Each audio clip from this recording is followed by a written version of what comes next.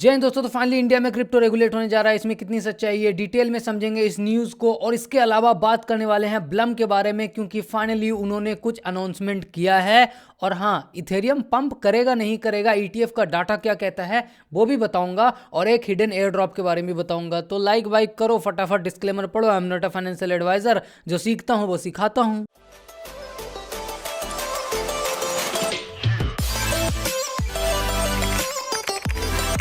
तो उम्मीद करूंगा आपने डिस्क्लेमर पढ़ लिया होगा। आइए आपको कुछ ऐसी चीजें बताऊंगा जिसके बारे में आप सुनोगे तो आपकी आंखें खुल जाएंगी और आप आंख बंद करके किसी भी रील पे, किसी भी शॉर्ट पे, किसी भी यूट्यूब वीडियो पे, किसी भी न्यूज़ चैनल पे भरोसा करना बंद कर दोगे। तो एनडीटीवी ने ये न्यूज़ लिखा है, क्रिप्टो जो है वो रेगुलेट होने जा रहा है अगले साल गिफ्ट सिटी में। और ये किसने बोला है? किसी एग्जीक्यूटिव ने, और इनको पर्सनली पता चला है। जब आप पढ़ेंगे ये क्या लिखता है, a regulatory framework for cryptocurrency exchanges and entities involve in tokenisation is set to be introduce in India's GIFT City in 2025 according to two people in the know. Basically गुप्त सूत्रों के अनुसार दो लोगों ने इन्हें बताया है कि इंडिया की गिफ्ट सिटी में 2025 में क्रिप्टो करेंसी एक्सचेंजेस और जो भी इंटिटीज, ठीक है, इन्वॉल्व है टोकनाइजेशन में, यानी कि जो भी टोकन क्रिएट करती है, एनएफटी क्रिएट करती है। बेसिकली टोकनाइजेशन एक टर्म है, ठीक है।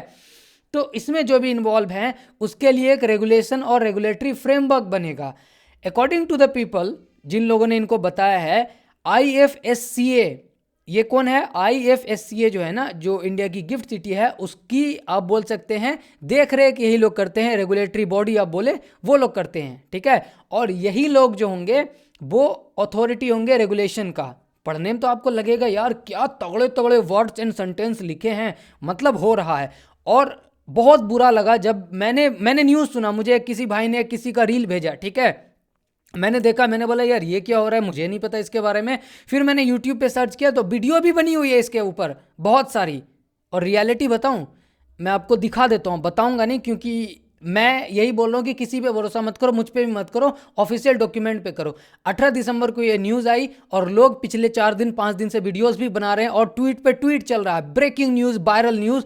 और रियलिटी ये है कि बेसिक लेवल की रिसर्च अगर उन्होंने किया होता तो ये गवर्नमेंट की ऑफिशियल वेबसाइट है ifsca.gov.in, और इन्होंने 18 दिसंबर को ही ऑफिशियल क्लैरिफिकेशन दिया है। It has come to the attention, ठीक है, हमारे अटेंशन में ये आया है कि न्यूज़ आर्टिकल्स, मीडिया वगैरह, सोशल मीडिया पे पोस्ट हो रहा है कि हम लोग क्रिप्टो को गिफ्ट सिटी में क्या करने जा रहे हैं, रेगुलेटरी फ्रेमवर्क के अंदर लाने जा रहे हैं, ठीक है। और रियलिटी यही है कि there is no such move on its part to regulate crypto exchanges, crypto currencies और allied virtual assets in the IFSC। समझ आ रहा है? इन्होंने क्लियर बोला कि हम ऐसा कोई मूव अभी नहीं उठाने जा रहे हैं। और ये इन्होंने प्रेस रिलीज किया, क्यों? क्योंकि फेक न्यूज़ धड़ल्ले से चलती है इंडिया में। और मैं देखो नाराज भी नहीं हूं, खुश भी नहीं हूं, मैं बस आपको बता रहा हूं कि दोस्त, जब से बिटकॉइन 100 के गया है ना, इतने लोग क्रिप्टो के बारे में बात करें, चाहे उनको बिटकॉइन किसने बनाया है उसका नाम भी नहीं पता है, ठीक है, फिर भी क्रिप्टो क्रिप्टो खेलना है सबको, और बेसिक लेवल की रिसर्च नहीं है। तो न्यूज़ यही है कि ये जो न्यूज़ थी कि रेगुलेट होने जा रहा है 2025 में, देखो रेगुलेशन का प्रोसेस चल रहा है, सही है, लेकिन ये जो न्यूज़ थी कि अब तो गिफ्ट सिटी में IFSCA जो है वो रेगुलेट करने जा रहा है, तो उन्होंने ऑफिशियल डॉक्यूमेंट, ये गवर्नमेंट की वेबसाइट है, अपने मुंह से कुछ नहीं बोल रहा हूँ, इन्होंने बोला कि भैया हमारा कोई ऐसा मोटिव अभी नहीं है। तो सोचो आपको कितने गलत लेवल की इंफॉर्मेशन सूत्रों के हवाले से दी जाती है। तो बस इतना ही बोलूंगा, कोई भी आपको कुछ भी बताए, कोई बोल रहा है ये 5 कॉइन 100 गुना होगा, कोई बोल रहा है इससे करोड़पति बन जाओगे, कोई बोल रहा है सरकार ये कर रही है, कोई बोल रहा है ये कर रहा है, आपको बस पूछना है प्रूफ बताओ, सोर्स बताओ, ऑफिशियल डाटा दो। आंख बंद करके किसी पे भरोसा मत करो, इंक्लूडिंग मी, ठीक है, मुझ पर भी भरोसा मत करो। मैं भी इंसान हूं, मुझसे भी गलती हो सकती है, बट मैं ट्राई करता हूं कि अपनी तरफ से थोड़ा सा बेसिक रिसर्च एटलीस्ट करके आपको बताऊं। इसीलिए हमेशा सिर्फ जो इंटरनेट पे दिख रहा है उस पर यकीन मत करो, हमेशा वेरिफिकेशन के लिए पूछो। चलो ब्लम के बारे में बात करते हैं, ठीक है। एंड ब्लम ने फाइनली बताया, it's time to end tap to earn season, trade to earn is coming. Basically एक लाइन में बोलूं, और रगड़ना पड़ेगा, सच यही है। फ्री में जिन लोगों ने पॉइंट कमाया दोस्त बहुत अच्छे, लेकिन अब जो इनके ब्लम के जो मीम पैड है उस पर ट्रेड करेगा, या फिर हो सकता है ये एक्सचेंजेस भी लेकर के आए, अभी तक तो अनाउंसमेंट नहीं आया है, लेकिन ट्रेड टू अर्न दिया है, तो वो मीम पैड तो है, एक्सचेंजेस भी ले आए तो कोई दिक्कत नहीं, देखेंगे क्या करता है।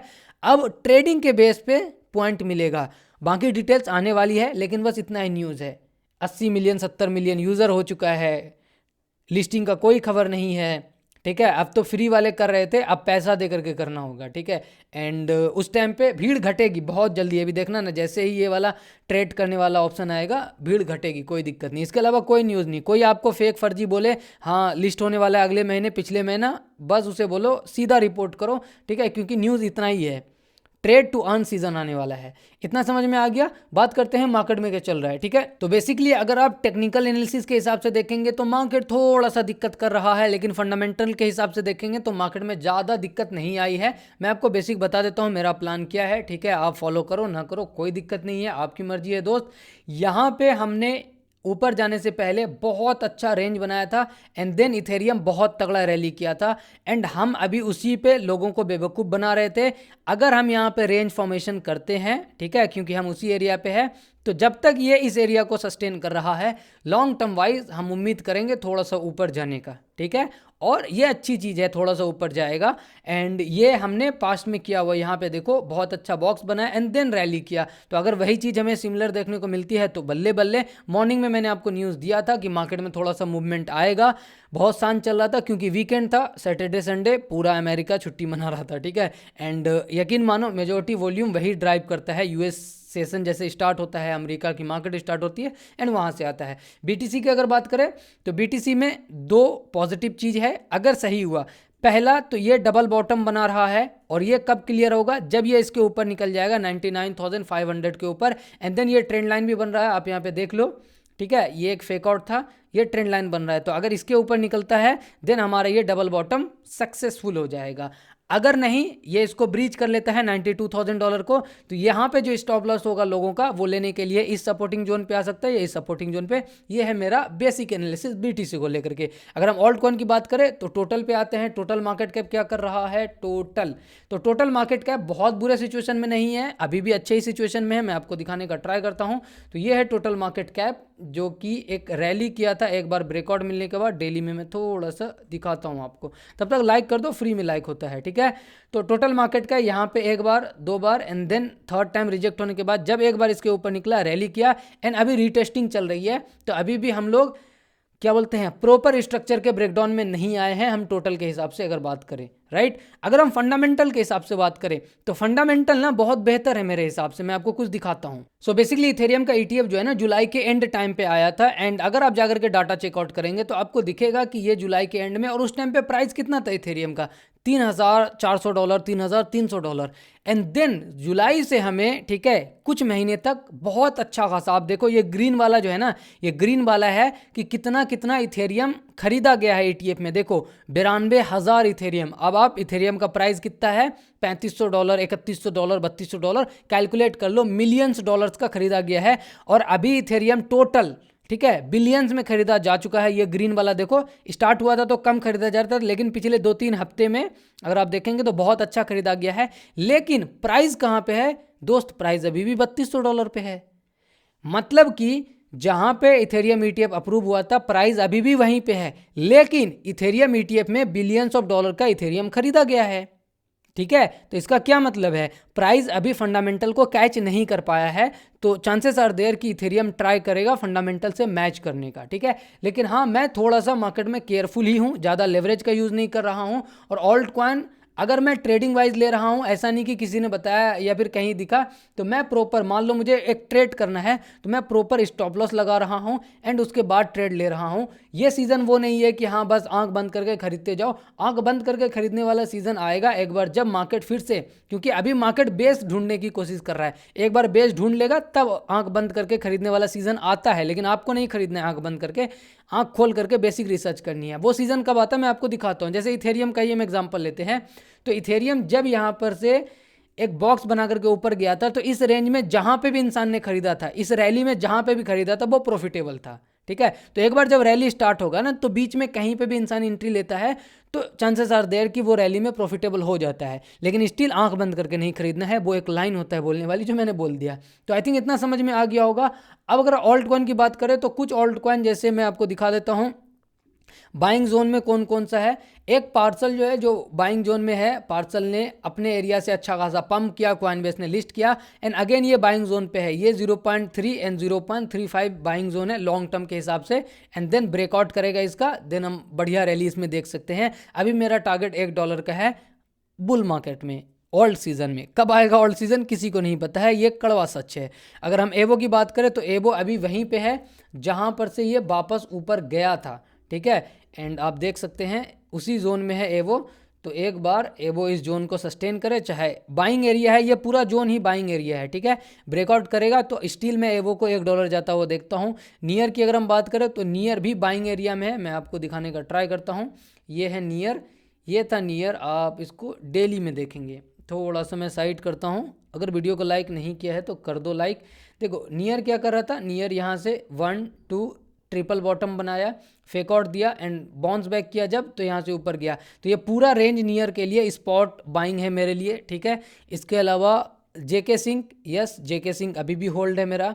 पिक्सल की अगर हम बात करें तो पिक्सल ट्राई कर रहा है इस ट्रेंड लाइन पे सपोर्ट लेने का, एक बार 2 बार गया है, तीसरी बार गया है, चौथी बार। तो अगर इसको होल्ड कर लेता है देन फिर से एक ट्राई मारेगा ऊपर जाने का, क्योंकि गेमिंग में ये अच्छा कॉइन है। तो इथेरियम का मैंने एनालिसिस कर दिया, मार्केट का बेसिक ब्रीफ आपको दे दिया, फेक न्यूज़ जो फैल रही थी उसको सही कर दिया। ऑल्सो ट्विटर पे एंड टेलीग्राम पे मैंने एक बहुत ही तगड़े एयर ड्रॉप के बारे में बताया है, और इसको फंडिंग किसने दिया है, एक्सी इन्फिनिटी को, जिसने दिया था 2020-21 में, ठीक है, $10 मिलियन की फंडिंग है, जा करके ज्वाइन कर लो। और ये काम कैसा कर रहा है, बिल्कुल बाना के टाइप का ही एयर ड्रॉप है, और बाना ने बहुत अच्छा खासा दिया, जिनको मिला, जो लोग एलिजिबल नहीं थे उनको नहीं मिला, उनका दुख मैं समझ सकता हूँ, लेकिन जिनको मिला अच्छा दिया। तो टेलीग्राम का लिंक आपको पिन कमेंट और डिस्क्रिप्शन में मिल जाएगा, जाकर के ज्वाइन कर लो, वहाँ पे मैंने एयर ड्रॉप के बारे में बताया है। आई थिंक मैंने सब कुछ कवर कर लिया है, थोड़ा सा लेट हो गया वीडियो बनाने में, तो लाइक साइक करना एंड दोस्तों को शेयर करना ताकि वो फेक न्यूज़ के चक्कर में ना आए। बाकी मार्केट में जो मैंने बताया उस पर ध्यान देना, ट्रेड कर रहे हो तो थोड़ा सा केयरफुल ही रहना। एंड सपोर्ट एरिया मैंने बता दिया, बाइंग एरिया जो मेरा पर्सनली है वो बता दिया।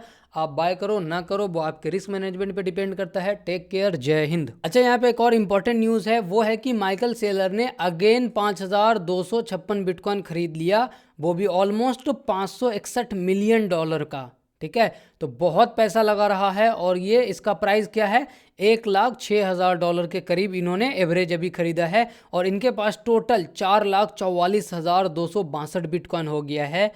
बहुत बिटकॉइन है बेसिकली। एक तरीके से अगर आप बात माने तो माइकल सेलर ना लाइफ टाइम वाला रिस्क ले रहा है। यह तो ये आने वाले 5 साल 10 साल में शायद वन ऑफ द बिगेस्ट इंसान बन जाए इंडिया में नहीं सॉरी वर्ल्ड में, या फिर अगर अनफॉर्चुनेटली क्रिप्टो के साथ कुछ उल्टा होता है तो फिर सबसे अनलकी इंसान हो जाएगा। ये बीच में कुछ नहीं होने वाला है, इसको पूरा भरोसा है, ठीक है, कि बिटकॉइन आने वाले टाइम में गोल्ड को रिप्लेस कर सकता है, बहुत ही अच्छा स्टोर ऑफ वैल्यू बन सकता है। इसीलिए ये क्या कर रहा है, ज़्यादा से ज़्यादा बिटकॉइन अपने पास रख रहा है कि जब देश में आपस में भिड़ंत होगी ना, कि बिटकॉइन जब आज न कल अगर चीज़ें जिस तरीके से प्लान्ड है इस तरीके से चली तो यही होगा ना, सप्लाई लिमिटेड है तो सब मार करेंगे, मुझे दो। और क्या होता है, जब सप्लाई लिमिटेड होता है और सब मार करते हैं तो प्राइस में राइज आता है, राइट। तो अगर वो चीज़ें होती है जैसा प्लान है तो फिर माइकल सेलर का बल्ले बल्ले, वरना आपको भी पता है हमें भी पता है क्या होता है मार्केट में, ठीक है। तो इतना ही है इसका।